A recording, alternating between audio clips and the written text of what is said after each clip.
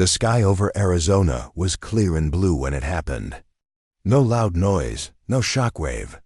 Just a small, silver object falling silently from above, landing gently in the desert sand like a feather. A farmer named Lee spotted it first. He called the police, who called the military, and within hours, the place was surrounded. The object was shaped like an egg, smooth and bright, with no windows, doors, or markings. Soldiers and scientists gathered, confused. It was not from Earth, that. Much was clear, no engine, no sign of heat, no antenna. Just stillness. Then it opened. From the top, a soft light beamed out. Inside was a round, flat screen. A message began to play. It was not a video. It was a set of symbols and sounds that no one understood. But then, a second message appeared, this time in English. "We've been watching. You are ready." The world froze. News spread across the internet. People argued, was it real or fake? But the scientists confirmed it. The materials were unknown, the language not human, and the message too perfect to be a trick. The United Nations called an emergency meeting. The world's leaders, scientists, and thinkers gathered to discuss. And after long hours of debate, they agreed. Earth must respond. A team was formed, small, quiet, and focused. No armies. No governments. Just minds. One of them was Rafik, a gentle man from Kenya, who had studied hundreds of languages, ancient and modern. He could break down a sentence like a puzzle. Next was Myra, a communication expert from India. She didn't study words, she studied movement, sign language, body language, how people spoke without speaking. And then there was Jonas, a former soldier from Norway, now working in diplomacy. He was calm, patient, and had seen war. He knew how to spot danger before it came. These three, along with a few engineers and doctors, were sent to a secret launch site. There, a strange ship waited for them, round, smooth, and silver, just like the object that had landed. It had no buttons, no wires, only a panel that responded to their touch. It wasn't made by humans. The message had come with coordinates, an orbit above a planet far beyond the solar system, near a red sun. The journey would take minutes, not years. The ship used something the scientists didn't understand. Maybe folding space, maybe something else. But it worked. Mira sat in her seat, hands gripping the armrests. She wasn't afraid, only curious. Rafik was beside her, holding a small book filled with notes. Jonas stood near the front, eyes sharp. The ship lifted without a sound. The desert vanished below. The stars blinked, and in a flash they were gone. They arrived in orbit around a blue and red planet. Above it floated a strange structure like a glass ring, spinning slowly. It was not human. It was large, but not massive. Beautiful in a way no one could describe. The ship connected to it with a soft click. The door opened. They stepped inside. The station was silent. No guards, no airlocks. Just a long hallway glowing with soft white light. The walls shimmered like water. There was no gravity, yet they walked. As if on Earth. As they moved deeper, shapes appeared.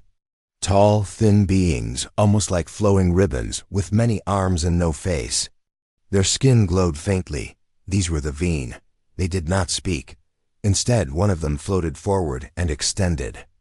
A long hand with 3 fingers. Mira stepped forward. The gesture was slow, peaceful, not a command or warning. It looked like a greeting. She raised her hand in return, matching the motion. Their fingers touched. In that moment, Mira felt something. A warmth, not heat, but something emotional. A memory, a feeling. It was impossible to explain. But she understood this. It was not a handshake. It was something more. Jonas stepped beside her, his hand near his belt, not on a weapon, just close, just in case. The Veen noticed but did not react. Rafik slowly stepped forward, observing, noting every small movement. He whispered, "They're not speaking. They're showing. The vein began to move their arms slowly, a dance of signals. Not random, structured. Their hands made patterns, loops, points, spirals. Mira's eyes followed each motion. These are not just movements. She said quietly, "They're sentences." Jonas looked puzzled. "How can you tell?" "I don't know yet," she replied. "But it's like sign language. Except it's deeper. Their hands. They carry meaning, emotion, maybe even history." The vein stopped. One of them reached out again. Mira took the hand gently. Another. Flash of emotion struck her: loneliness, curiosity, hope. "They're asking," she said softly. "Asking if we can listen, not hear. Listen with more than ears." Rafik took a deep breath. This is why they didn't come sooner. They weren't looking for advanced weapons or cities or machines. They were waiting for us to be ready to feel. Later, in the small rest chamber provided to them, the team sat in silence. Jonas finally sighed. "We came expecting words. But their language isn't made of sound. It's made of touch, gesture, feeling." Rafik nodded. "We're not just translating a language. We're learning a new way to be." Mira looked at her hand, still feeling the faint warmth from the vein. "Our hands didn't shake," she whispered. "They spoke." Jonas looked at her, then at the window showing the stars. "If that's true," he said, "then we just spoke to a civilization older than ours, without saying a single word." Mira sat in silence, her fingers still tingling from the vein's touch. She had shaken thousands of hands before, studied dozens of sign languages, and watched body movements in many cultures. But this was different. It wasn't just about movement. It was as if the vein's hand had spoken straight to her heart. Rafik, sitting beside her, scribbled notes on his tablet. "We need to understand the pattern. Their gestures are not random. There is a structure." Jonas stood near the door, watching the hallway beyond the clear wall. "Do you think it's safe to go back out there?" Mira nodded slowly. "Yes." They didn't show any threat. They waited to see if we'd respond, and we did. Soon, the door slid open. One of the vein entered, tall, graceful, and silent. Its skin shimmered in a soft blue shade, and it moved slowly, as if walking through water. It stopped in front of Mira and raised its hands again. This time, Mira was ready. She raised her own hands, mirroring the vein's movements. They touched. A wave of emotion flooded through her, a calm ocean, with a strange energy inside. She gasped, not from pain, but from the intensity of it. "They're showing me something," Mira whispered. Rafik watched closely, recording the gesture patterns. The vein moved its hands again. Not fast, smooth and controlled. Each movement had a purpose. A spiral followed by a slow arc. A sharp tap followed by a pause. Mira responded as best as she could, copying with care. The room remained silent, but something deep was happening. Something meaningful. Jonas crossed his arms. "So they don't have a voice at all?" Rafik shook his head. "I don't think so. Not like ours. No mouths, no vocal cords. Their communication is completely through physical motion. And their hands, they are more than just limbs. I think they store memory." Jonas raised a brow. "Memory?" "Yes," Mira said slowly, still watching the vein. "When I touched the first one, I felt something. Like it remembered a moment and passed it to me. Not just data emotion. That memory had feeling." The vein gently pulled away. Then it raised one long arm and pointed toward the hallway. "They want us to follow," said Mira. The team followed the vein through the glowing hallway. The walls pulsed with soft lights, changing color slightly as they moved. Everything was quiet. Peaceful. They entered a large chamber. The floor was smooth, the ceiling high. Around them were glowing shaped statues, perhaps each floating slightly above the ground. Some looked like stars, others like hands frozen in motion. "These are Gestures, Rafik whispered. The Veen gestured toward one of the floating shapes and then raised its hand to copy it. Mira stepped forward and copied the motion. The moment her hand matched the shape, her mind lit up. She saw flashes, blurry images. A young Veen reaching toward a taller one. A warm feeling. A shared experience. It was like watching a memory from someone else's life. I saw something, she said, her voice shaky. Jonas frowned. Like a vision? Mira nodded. Yes. A child and a parrot. I think it wasn't just visual. It had feelings in it. The Veen moved to another floating shape. It made a new gesture, more complex, with overlapping loops. Mira copied it again. This time she saw darkness, stars blinking. A great sadness, then hope. A small glowing orb drifting through space. The same orb that landed in Arizona. There. Telling us their story, Mira whispered. They lost something. Or someone. Then they sent the probe. Rafik was amazed. Each gesture stores history, emotion, meaning. It's a full language, but not with letters or sounds, with memory and feeling. Jonas stepped closer. But why now? Why send the probe to Earth? Mira turned to him. Because we're the first species who responded with the same energy. Not fear, not weapons. We reached out with understanding. The Veen slowly approached Jonas and extended a hand. Jonas hesitated, then reached out. The moment they touched, his eyes widened. He saw flashes, battlefields, burning stars, empty space. And then peace. A chance to begin again. He pulled his hand back, breathing heavily. They've seen war, just like us. Rafik added, they're testing us, not with machines or tests, but with our ability to feel, to understand without speech. Mira sat on the floor, looking at her own hands.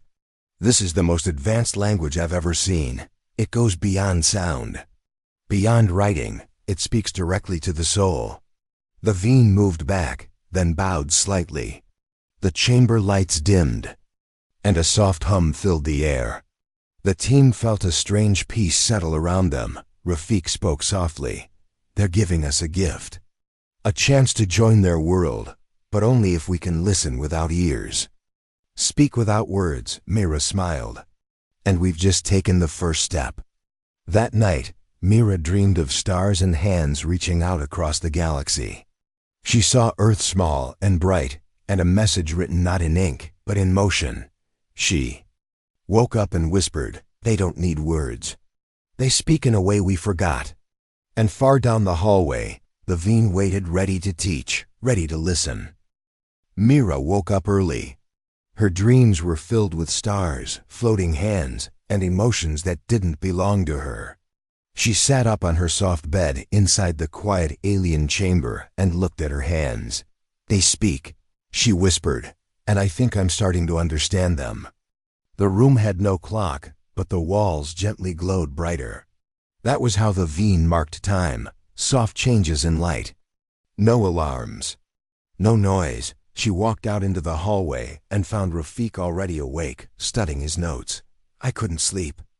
He said with a small smile, my brain feels full. Me too, Myra replied. But it's not just thoughts, it's feelings.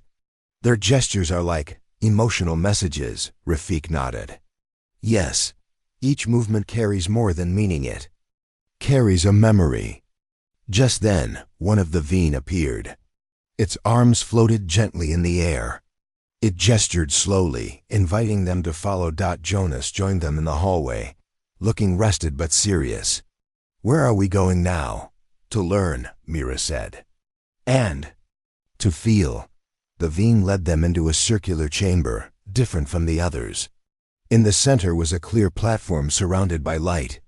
Around the walls were floating glass-like sculptures, each shaped like hands or arms, frozen in mid-motion. The Veen moved toward the center and gestured for Mira to step forward. She looked at her team.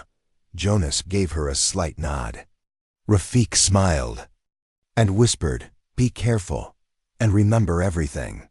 Mira stepped onto the platform. The lights above her changed. They turned from white to a soft gold. Then, the Veen raised one of its arms and touched Mira's hand. This time, the sensation was stronger. Her mind filled with pictures. But not just images, feelings, sounds, movement. She saw stars burning in silence. She saw a massive city in space, bright and beautiful, full of Veen. Then, a shadow covered the stars. A war. Explosions, fear, the sky tearing apart. The Veen tried to speak to another species, but that species didn't understand the gestures. They took it as a threat. They attacked. The Veen responded with power, too. Much power. The war ended in silence. The other species was gone, and the Veen were left with sorrow. Mira gasped and stepped back. The memory faded, but the feeling stayed deep inside her chest. They showed me their past, she whispered. They once tried to make peace, but they failed. The other race didn't understand their language. They were destroyed. Jonas looked shocked. So the Veen fought a war, but they seemed so peaceful. They didn't want war, Mira said. They tried to share memory through gesture, just like they're doing with us. But the other side misunderstood. And everything was lost. Rafik stood silently. That's why they're so careful now. That's why they test us. Jonas frowned. What happens if we fail too? Mira shook her head. We won't, because we're listening. The Veen gestured again, slower this time. Mira stepped forward once more. This time, instead of a memory of war, she saw something different, a child Veen reaching out to an older one. A teaching moment. A passing of knowledge. And then, another flash. The probe landing on Earth. The Veen had selected Earth for one reason, because they observed human hands, helping, healing, holding, teaching. In videos, pictures, and actions across time. The Veen had watched human hands do something different from others. Connect. Human hands built, human hands saved. Human hands held on, even in fear. That's what made humans special. They chose us, Mira whispered. Not because we're powerful, but because of what we do with our hands. Later, back in their quarters, Jonas was deep in thought. Weapons didn't impress them, he said. Technology didn't matter. They were watching how we treat each other. Rafik added, maybe that's why they waited so long. We needed to grow not in machines, but in kindness, Mira nodded. And they're still watching. Every gesture we make matters. Every choice. Jonas looked at his own hands. Strong. Worn from years of service. He remembered his past missions, battles, hard decisions. He'd used these hands for defense. And once, for destruction. Do you think they can feel our memories too? He asked quietly. Yes, Mira replied. When you touched them yesterday, you felt something, right? He nodded slowly. Yes, it was heavy, a memory of battle. I saw it like a dream. Mira said, that's what they see when they touch us. Our truth, not what we say, but what we've lived. Rafik leaned forward. Then we have to be honest. If we pretend, they'll feel the lie. If we fear them, they'll feel that too. Our hands must carry trust. The next day, the Veen invited them to a larger room. Dozens of Veen were gathered there, each standing around a glowing circle. Mira, Rafik, and Jonas stepped into the center. The leading Veen raised its arms. Slowly, one by one, the others copied. It was a greeting. A ritual. Mira lifted her own hands and slowly matched the gesture. Jonas and Rafik followed. As their hands moved in rhythm, a feeling washed over them. Unity, connection, deep respect. And, for a moment, the chamber pulsed with light. Soft, golden, warm, they had been accepted. As they returned to their quarters, Mira felt changed. These gestures, she said, they are not just a language. They are a bridge between hearts. Jonas smiled slightly. No wonder their hands speak louder than words. Rafik closed his book. We've seen history, We felt sorrow. Now we must show them hope. Mira looked ahead, eyes shining. And maybe, just maybe, we can teach the universe how to listen again. The next morning, the light in the hallway glowed blue, a soft sign from the Veen that the humans were being invited again. Mira tied her hair back, took a deep breath, and stepped out of her chamber. Rafik followed, holding his gesture notes tightly.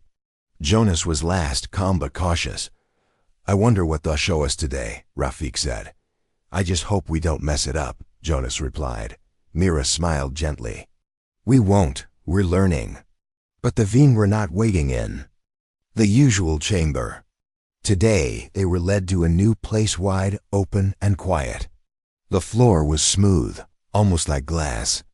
In the center, there was a circle of soft lights and mirrors, shaped like a flower with open petals. One Veen floated in the middle.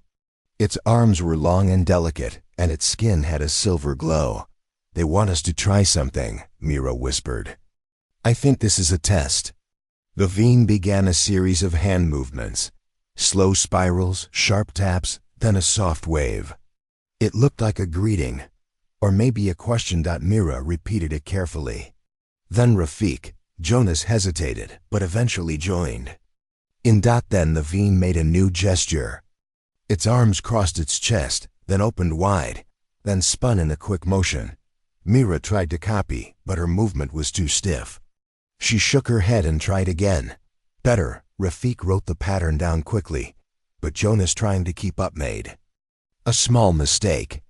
He flipped his hands the wrong way and added a sharp jab at the end. The Veen froze. Every other Veen in the room stopped moving. The soft blue light turned purple. Mira's heart dropped. Something's wrong. Jonas looked confused. What did I do? You changed the meaning, Rafik said, eyes wide. That last motion, it looked like an attack. I didn't mean to, Jonas said quickly. It was just a mistake. The Veen stepped back slowly. One of them raised its arm not as a greeting, but as a block. Mira stepped forward carefully. She raised her hands and performed a soft spiral motion. An apology. Please, we're learning. It was not meant. The lights remained purple. The room was silent. Back in their chamber, the air felt heavy. No Veen came to visit. No messages appeared. Jonas paced back and forth. It was just one wrong move. One. I didn't know. Rafik sat on the floor, flipping through his notes. Their language is delicate. Every angle, every pause, even the feeling behind it, it all matters. Mira looked serious. It's not just movement, it's emotion. When you copied the gesture with tension, they felt that. I didn't mean to show tension, Jonas said. But they felt it anyway, Mira replied. That's the danger. They don't just see the motion, they receive the message behind it.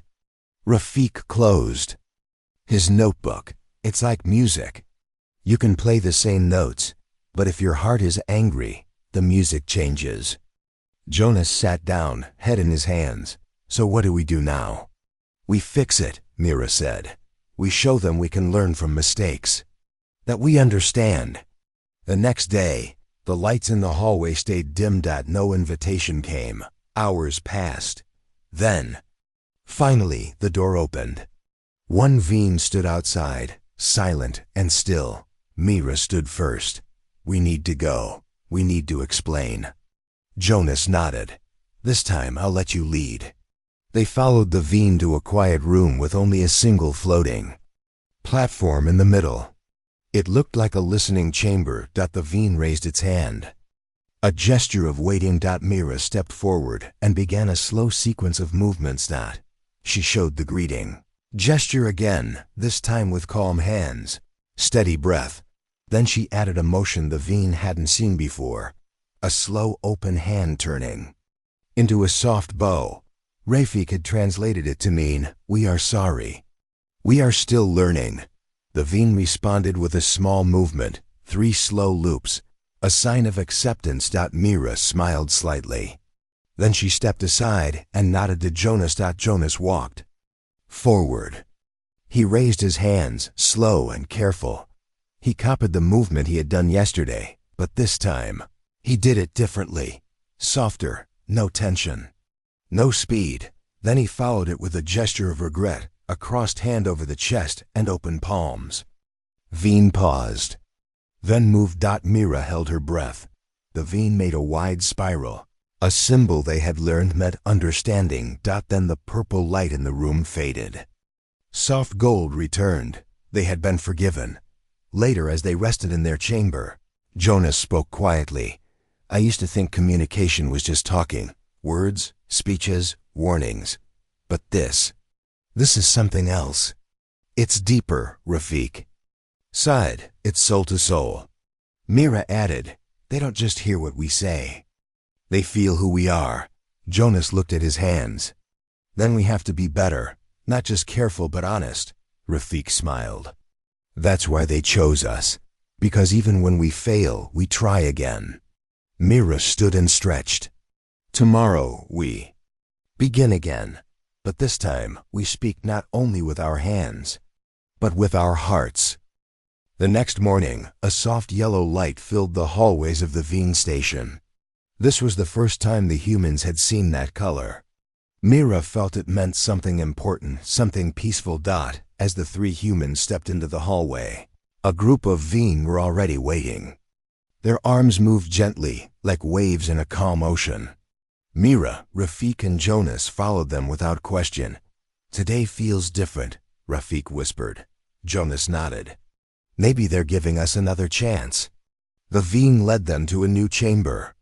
It was large, circular, and open to space. The stars above were bright, and the floor beneath their feet glowed softly. In the center of the room was a low platform surrounded by pools of shimmering light. The Veen motioned for Mira to step onto the platform. She looked at her team. I think they want me to speak, not with words, but with my hands. Jonas gave her a small smile. You're the best choice. You understand them. Rafik added, show them who we are. Mira walked to the center, took a deep breath, and raised her hands. Slowly, she began a gentle sequence of movement spirals, soft taps, open palms. Each motion came not just from her mind, but from her heart. As she moved, the shimmering pools around the platform began to change color, blue, green, gold. The Veen were watching closely. Mira could feel them not just observing, but receiving what she was expressing. She ended the gesture with a movement she had practiced all night, a slow bow. Her hands crossed over her heart, a gesture she created to show forgiveness. Suddenly, one of the Veen stepped forward. It raised its own hands and mirrored her motion. Then, it added a new movement, soft, wide arcs that filled the space around it. As it moved, a warm feeling filled the chamber. Mira gasped. She saw images again, but this time, they were not painful memories. They were peaceful. A young Veen offering its hand to another. A time of healing after sorrow. The slow rebuilding of trust after a long war. Then she felt something else. Hope. She stepped back and whispered. They understood. Rafik was watching with wonder in his eyes. You showed them something they hadn't seen before. Jonas said quietly, you gave them a new word in their language, one made by a human. Mira turned toward the Veen. Forgiveness, she said. That's what they felt. Later, the Veen led them to a different room. It was darker but peaceful. On the walls were glowing symbols that looked like moving hands frozen in time. These were not decorations. They were stories. The Veen moved to one of the symbols and placed its hand on it. The symbol lit up. Suddenly, Mira, Rafik, and Jonas felt a wave of emotion. They didn't see images, but they felt the memory a long time ago. The Veen had reached out to another species, offering peace. But they were misunderstood. The other species responded with fear. A battle followed. It ended with the Veen alone again. They never forgot, Rafik said, voice soft. They still carry that sorrow. Mira stepped forward and placed her hand on the same symbol. She slowly moved her fingers in a new gesture, one that showed empathy, understanding, and the will to learn. The symbol glowed brighter, and then a new symbol appeared on the wall. The humans watched in silence as the shape of Mira's gesture became part of the station's memory. The Veen had accepted her gesture. They had recorded it. For the first time in centuries, a new gesture had been added to the Veen's collection, and it came from a human hand. After the event, Jonas sat quietly near the observation window. The stars outside blinked slowly. Mira joined him. "I never thought hands could carry so much," Jonas said. "They carry who we are," Mira replied. "Every touch, every motion, it tells a story." Jonas looked down at his hands. "These hands, I've used them for things I'm not proud of, but today I saw something different. You made a mistake, then you created something beautiful." Mira smiled gently. "We all carry pain, Jonas, but it's what we do with it that matters." Rafik entered with a tablet full of new notes. The Veen didn't just accept Mira's gesture, they added it to their language. "That means they trust us." Jonas stood. "Then we must be careful. Everything we do now is history." The next day, the humans were brought to a chamber filled with crystal-like structures. They floated in the air, and when touched, they glowed with colors. Each crystal was a message, a memory, a part of the Veen's past. One Veen gently handed a small crystal to Myra. She touched it. She felt a sudden warmth. A message flowed through her, not just for her, but for all humans. "You listened. You felt. You forgave. Now we will speak together." Mira looked at her team. Her voice trembled. "We're no longer just visitors. We're partners now." As the humans returned to their quarters, the hallway lights turned golden once again. Jonas looked up. "So, what happens now?" Rafik smiled. "Now we begin building something new," Mira said softly. "A future where hands don't just shake, they speak." And from that moment on, Earth would no longer be known only as a world of words and machines, but as the planet that learned to listen with the heart and speak through the soul. The golden lights in the hallway remained for 3 days. It was the Veen's way of showing peace. No words were spoken, but Mira, Rafik, and Jonas understood. The silent message was clear. You are welcome here. Each day, the humans were brought into deeper parts of the station. The air there was lighter. The walls were smoother and filled with floating shapes. These were not decorations. These were living memories, stored in crystal forms. Mira stood in one of the inner chambers, looking at the glowing symbols that moved like slow ripples in water. "They have a library," she whispered. "But not like ours. This one speaks through feeling." A Veen approached and guided Mira to a tall crystal structure. As her fingers touched it, a soft pulse ran through her body. Images and emotions filled her mind. She saw countless gestures from hundreds of species. Some were sharp and strong, others slow and gentle. But most of them were quiet, now no longer used. "The Veen met many species," Mira said slowly. "But most of them didn't pass the test. Some attacked, some ran, some refused to feel." Rafik stepped closer. "But we didn't. We felt. We listened. We tried to understand." Another Veen reached out and touched Jonas's shoulder. Jonas turned to it, surprised. The Veen slowly lifted one hand and made a short movement when Jonas had used earlier. A simple motion of peace. "They remember everything," Jonas said. "Even the small gestures." The Veen motioned toward the center of the room. There stood a tall, thin structure shaped like an open hand, glowing blue. Around it, smaller symbols floated in the air. "It's a map," Rafik said, his eyes wide. "Not of stars, but of languages. Of feelings." The Veen moved its hands gently, and a new light appeared. It showed Earth small and shining, added to the center. Mira stepped forward and placed her palm on the structure. A new sequence appeared. It was her gesture, the one she created for forgiveness. The Veen had placed her motion at the core of their archive. They're not just teaching us, Mira whispered.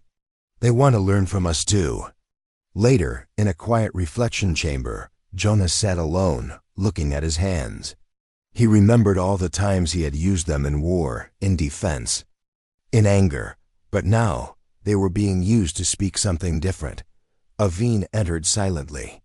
It made a small gesture, an invitation. Jonas stood. You want me to share? The Veen nodded slowly. Jonas took a deep breath and stepped forward. He raised his hands not to copy, but to create.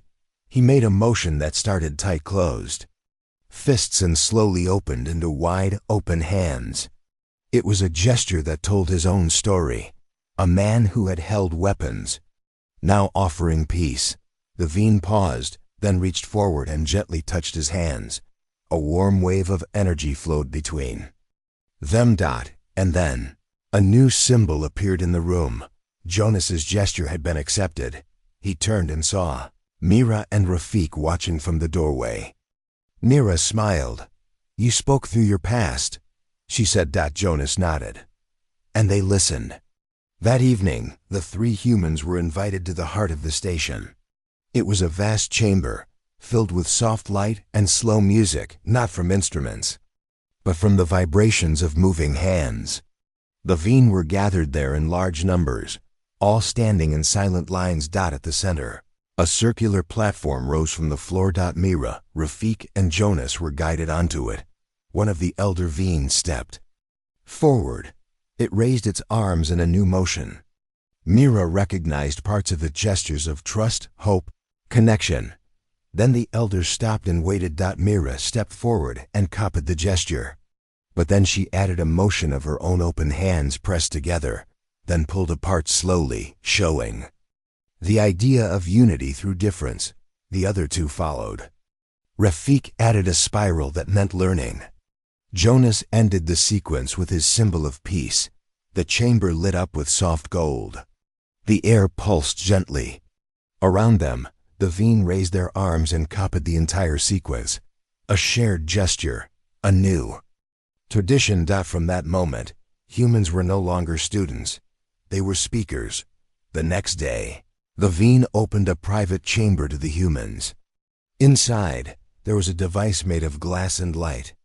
The Veen explained through motion that it was a tool used to create new gesture crystals, which could store human expressions. Rafik leaned forward. They want us to help build the next chapter. Mira looked at the device. This is not just about learning. It's about building something new together. Jonas stepped closer. Then let's give them something worth remembering.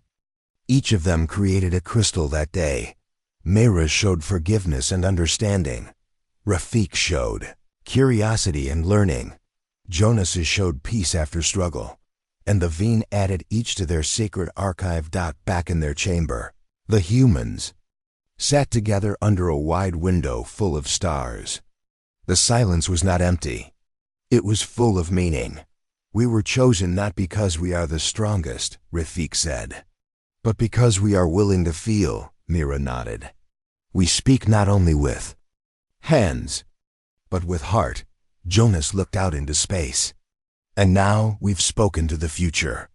As the station floated quietly above the stars, a new story began, one not written in books or spoken in sound but expressed through the living language of hands, memory, and emotion. A story where humans didn't conquer, didn't demand, but listened, learned, and became part of something far greater. And when the universe remembers Earth, it will not remember our machines. It will remember the moment our hands didn't shake, they spoke. The golden lights in the hallway remained for 3 days. It was the Veen's way of showing peace. No words were spoken, but Mira, Rafik, and Jonas understood. The silent message was clear. You are welcome here. Each day, the humans were brought into deeper parts of the station. The air there was lighter. The walls were smoother and filled with floating shapes. These were not decorations. These were living memories, stored in crystal forms. Mira stood in one of the inner chambers, looking at the glowing symbols that moved like slow ripples in water. "They have a library," she whispered. "But not like ours. This one speaks through feeling." Aveen approached and guided Mira to a tall crystal structure. As her fingers touched it, a soft pulse ran through her body. Images and emotions filled her mind. She saw countless gestures from hundreds of species. Some were sharp and strong, others slow and gentle. But most of them were quiet, now no longer used. "The Veen met many species," Mira said slowly. "But most of them didn't pass the test. Some attacked, some ran, some refused to feel." Rafik stepped closer. "But we didn't. We felt. We listened. We tried to understand." Another Veen reached out and touched Jonas's shoulder. Jonas turned to it, surprised. The Veen slowly lifted one hand and made a short movement when Jonas had used earlier, a simple motion of peace. "They remember everything," Jonas said, "even the small gestures." The Veen motioned toward the center of the room. There stood a tall, thin structure shaped like an open hand, glowing blue. Around it, smaller symbols floated in the air. "It's a map," Rafik said, his eyes wide. "Not of stars, but of languages. Of feelings." The Veen moved its hands gently, and a new light appeared. It showed Earth small and shining, added to the center. Mira stepped forward and placed her palm on the structure. A new sequence appeared. It was her gesture, the one she created for forgiveness. The Veen had placed her motion at the core of their archive. "They're not just teaching us," Mira whispered. "They want to learn from us too." Later, in a quiet reflection chamber, Jonas sat alone, looking at his hands. He remembered all the times he had used them in war, in defense, in anger, but now they were being used to speak something different. A Veen entered silently. It made a small gesture, an invitation. Jonas stood. "You want me to share?" The Veen nodded slowly. Jonas took a deep breath and stepped forward. He raised his hands not to copy, but to create. He made a motion that started tight-closed fists and slowly opened into wide, open hands. It was a gesture that told his own story. A man who had held weapons, now offering peace. The Veen paused, then reached forward and gently touched his hands. A warm wave of energy flowed between them. And then a new symbol appeared in the room. Jonas's gesture had been accepted. He turned and saw Mira and Rafik watching from the doorway. Mira smiled. "You spoke through your past," she said. Jonas nodded. And they listened. That evening, the three humans were invited to the heart of the station. It was a vast chamber, filled with soft light and slow music, not from instruments, but from the vibrations of moving hands. The Veen were gathered there in large numbers, all standing in silent lines. At the center, a circular platform rose from the floor. Mira, Rafik, and Jonas were guided onto it. One of the elder Veen stepped forward. It raised its arms in a new motion. Mira recognized parts of the gestures of trust, hope, connection. Then the elders stopped and waited. Mira stepped forward and copied the gesture. But then she added a motion of her own, open hands pressed together, then pulled apart slowly, showing the idea of unity through difference. The other two followed. Rafik added a spiral that meant learning. Jonas ended the sequence with his symbol of peace. The chamber lit up with soft gold. The air pulsed gently. Around them, the Veen raised their arms and copied the entire sequence. A shared gesture, a new tradition. From that moment, humans were no longer students. They were speakers. The next day, the Veen opened a private chamber to the humans. Inside, there was a device made of glass and light. The Veen explained through motion that it was a tool used to create new gesture crystals, which could store human expressions. Rafik leaned forward. "They want us to help build the next chapter." Mira looked at the device. "This is not just about learning. It's about building something new together." Jonas stepped closer. Then let's give them something worth remembering. Each of them created a crystal that day. Meira showed forgiveness and understanding. Rafik showed curiosity and learning. Jonas showed peace after struggle. And the Veen added each to their sacred archive. Back in their chamber, the humans sat together under a wide window full of stars. The silence was not empty. It was full of meaning. We were chosen not because we are the strongest, Rafik said, but because we are willing to feel, Meira nodded. We speak not only with hands, but with heart. Jonas looked out into space. And now we've spoken to the future. As the station floated quietly above the stars, a new story began, one not written in books or spoken in sound but expressed through the living language of hands, memory, and emotion. A story where humans didn't conquer, didn't demand, but listened, learned, and became part of something far greater. And when the universe remembers Earth, it will not remember our machines. It will remember the moment our hands didn't shake, they spoke.